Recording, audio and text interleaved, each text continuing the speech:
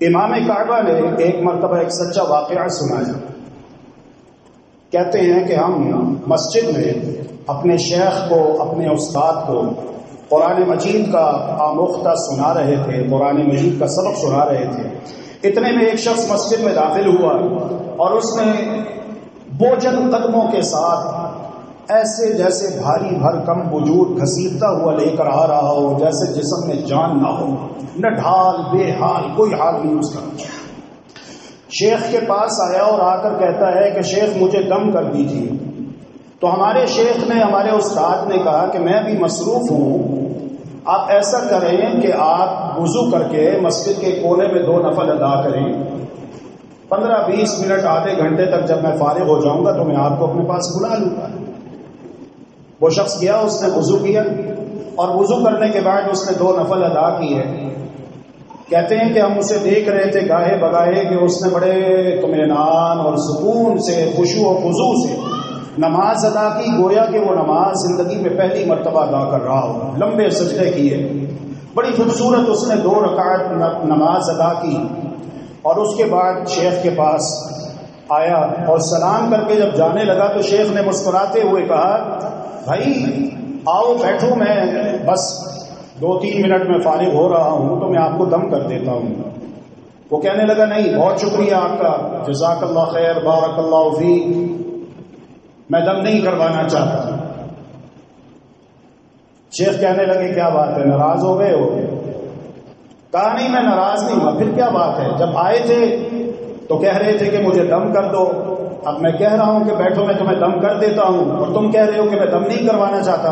اس نے بتایا کہ جب میں آیا تھا تو میری بڑی عجیب و غریب کیفیت تھی، لیکن جب آپ نے مجھے یہ کہا کہ وضو کر کے نماز پڑھو اور میں نے وضو کر کے نماز پڑھ کر جو اطمینان اور سکون حاصل کیا اور اس کے بعد قرآن مجید کی تلاوت کر کے جو اللہ تبارک و تعالی نے مجھے لذت عطا فرمائی ہے، اس سب کے بعد مجھے دم کروانے کی حاجت محسوس نہیں ہو رہی۔ تو کہتے ہیں کہ شیخ نے اس شخص سے کہا کہ بیٹا بات یہ ہے، جب آپ مسجد میں آئے تو آپ کی روح بیمار تھی، آپ کی روح بیمار تھی، آپ نے اپنی روح کو اس کی خوراک نہیں دی تھی۔ روح کی خوراک کیا ہے؟ دنیا والے کہتے ہیں کہ موسیقی روح کی غذا ہے، اللہ کی قسم جھوٹ بولتے ہیں۔ موسیقی روح کی غذا نہیں ہے۔ یہ جسم کس نے پیدا کیا ہے؟ اے انسان ذرا سوچ کے جواب تو دے کہ تیرے جسم کو پیدا کس نے کیا ہے؟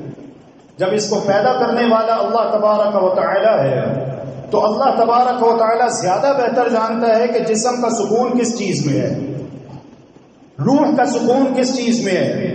وہ اللہ تبارک و تعالی جس نے ہماری روح کو پیدا کیا، ہمارے جسم کو پیدا کیا، اس نے ہماری روح کا، ہمارے جسم کا جو حقیقی سکون ہے وہ اپنی عبادت میں، اپنے ذکر میں، اپنے قرآن میں رکھا اور اللہ کے رسول صلی اللہ علیہ وسلم کی تعلیمات میں رکھا ہے۔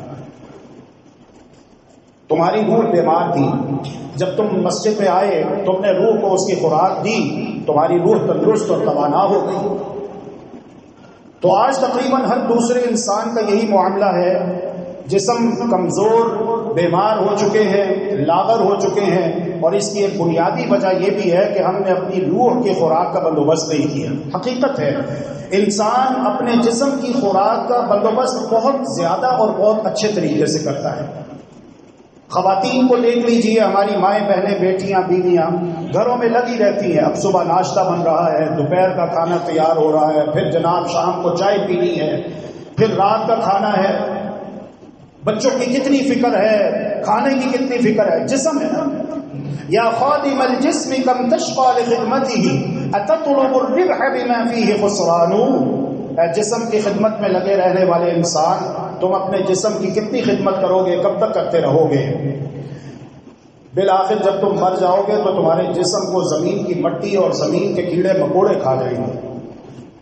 اس کو کتنا موٹا تازہ کرو گے؟ اس کی فکر چھوڑ دو، اپنی روح کی فکر کرو۔ جب انسان کی موت واقع ہوتی ہے تو معاملہ روح کے ساتھ ہوتا ہے، جسم تو زمین پر ہی رہ جاتا ہے۔ روح کو مخاطب کر کے کہا جاتا ہے، اگر تو وہ نیک ہے تو کہا جاتا ہے اے پاکیزہ روح، نکل اس پاکیزہ بدن سے اس حال میں کہ اللہ تجھ سے راضی ہے اور تیرے لیے جنت کی خوشخبریاں ہیں. اور استغفر اللہ واتوب الیہ اگر معاملہ اس کے برعکس ہو تو کہا جاتا ہے اب ناپاک روح نکل اس ناپاک بدن سے اس حال میں کہ اللہ رب العالمین تجھ پر شدید ناراض ہے. اقبل علی النفس واستکمل فضائلها فانت بالنفس لا بالجسم انسان. اپنے جسم کی خدمت چھوڑو، اپنی روح کی فکر کرو، اس لیے کہ جب تم مرو گے تو تمہارے مرنے کے بعد تمہاری روح کو اوپر لے جایا جائے گا. اللہ تبارک و تعالی قائل کو اور تمام سامعین و سامعات کو ان تمام باتوں کے دل و جان سے تقاضے پورے کرتے ہوئے زندگی بسر کرنے کی توفیق عطا فرمائے. اللہم آمین یا رب العالمین. اللهم إنك عفو تحب العفو فاعف عنا. اللهم إنك عفو تحب العفو فاعف عنا.